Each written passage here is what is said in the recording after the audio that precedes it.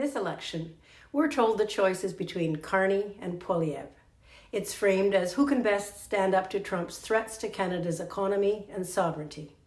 But this choice ignores the real issues. Will a rejigged economy continue to serve the rich or be based on fulfilling the needs of all of us? And importantly, who gets to decide, the oligarchs or the people? My campaign is centered on empowering the people to decide. I'm calling on the people of Windsor West to use the election to assert their own demands, to participate in making the decisions that affect their lives, by setting the direction of Canada's economy and its foreign policy. We in Windsor know what it means to be tied to the U.S. economy, the ups and downs, job losses, and threats from U.S. corporations.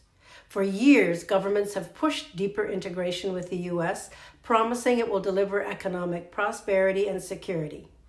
In reality, it has left us less secure and more unstable. The integration is not just economic, but political and military as well. Incorporating Canada into the U.S. war machine, dragging us into U.S. wars of aggression, regime change operations, and other violations of international law under one pretext or another. It has led to our land and resources and those of the indigenous peoples being declared part of U.S. national interests.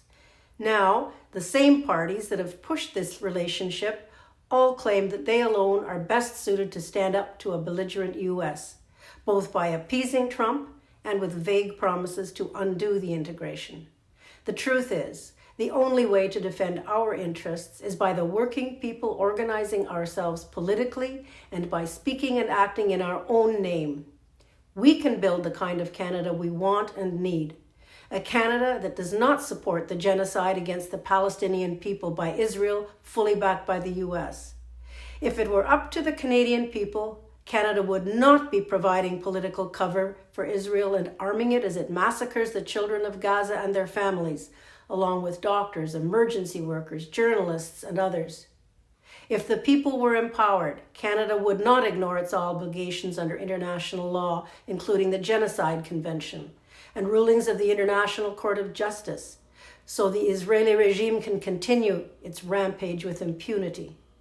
It's the Canadian people of all ages and from all walks of life who for the past year and a half have been in the streets, petitioning their MPs, marching on Parliament, demanding their universities divest from genocide, and speaking out even at the risk of their careers, to stand with the Palestinian people and their just cause, and for Canada to act to end the genocide instead of enabling it. If you vote for me, you can count on me to keep on speaking out and fighting for the right of Canadians to decide, and not the calculations of governments and parties that cannot be held to account, to decide what's done in our name at home and internationally. Our security does not lie in making the right choice between pro-war parties vying for power. It comes from our fight for the rights of all, for democratic renewal of the political process, and for building a Canada that stands for peace and justice at home and abroad, not just in words, but in deeds. This is the alternative worth fighting for. The time for us to act is now. Empower yourself in this election by voting Marxist-Leninist or for another small party that stands for this kind of change.